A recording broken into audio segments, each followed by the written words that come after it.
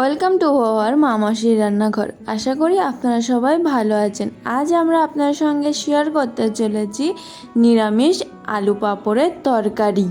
প্রথমে পাঁপড়গুলোকে ভেঙে ভেজে নিতে হবে।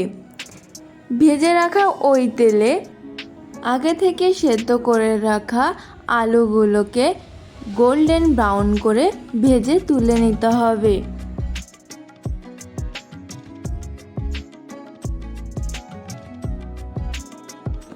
এবার ওই তেলে ফোড়নার জন্য গোটা গরম মশলা,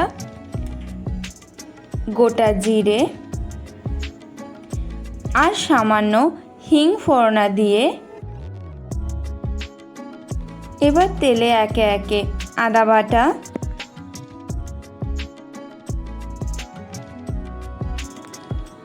ধনে গুঁড়ো আর জিরে গুঁড়ো দিয়ে সামান্য জল দিয়ে মশলাটাকে তেলের সঙ্গে মিশিয়ে নিতে হবে।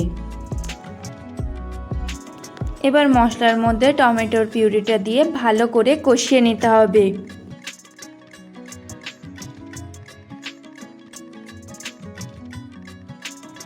এবার এর মধ্যে স্বাদ মতো নুন, লঙ্কা গুঁড়ো আর স্বাদ মতো চিনি। আপনারা চাইলে চিনিটাকে অ্যাভয়েড করতে পারেন, কিন্তু নিরামিষ তরকারিতে মিষ্টি মিষ্টি হলে তরকারিটা খেতে সুন্দর হয়। এবার এর মধ্যে সামান্য জল দিয়ে মশলাটাকে আরও ভালো করে কষিয়ে নেব। তারপর একে একে ক্যাপসিকাম কুচি, ভেজে রাখা আলু দিয়ে মশলার সঙ্গে ভালো করে মিশিয়ে নিতে হবে।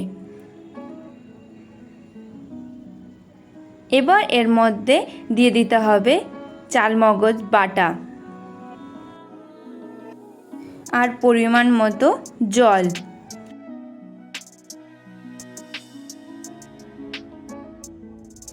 এবার ঢাকা দিয়ে ভালো করে ফুটিয়ে নেব। কিছুক্ষণ পরে ঢাকনাটাকে তুলে একে একে এর মধ্যে ঘি আর গরম মশলা গুঁড়ো দিয়ে গ্যাসটাকে অফ করে দিয়ে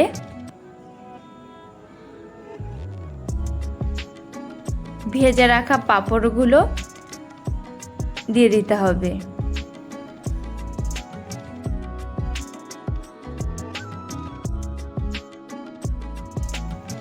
একটু উল্টে পাল্টে নিয়ে কিছুক্ষণের জন্য ঢাকা দিয়ে রেখে দিতে হবে। কিছুক্ষণ পরে ঢাকনাটাকে তুলে নামিয়ে নিলেই রেডি নিরামিষ আলু পাঁপড়ের তরকারি। এটাকে আপনারা ভাত বা রুটির সঙ্গে খেতে পারেন। ভিডিওটা যদি আপনাদের ভালো লেগে থাকে তাহলে একটা লাইক করবেন আর চ্যানেলটাকে সাবস্ক্রাইব করে পাশে থাকবেন।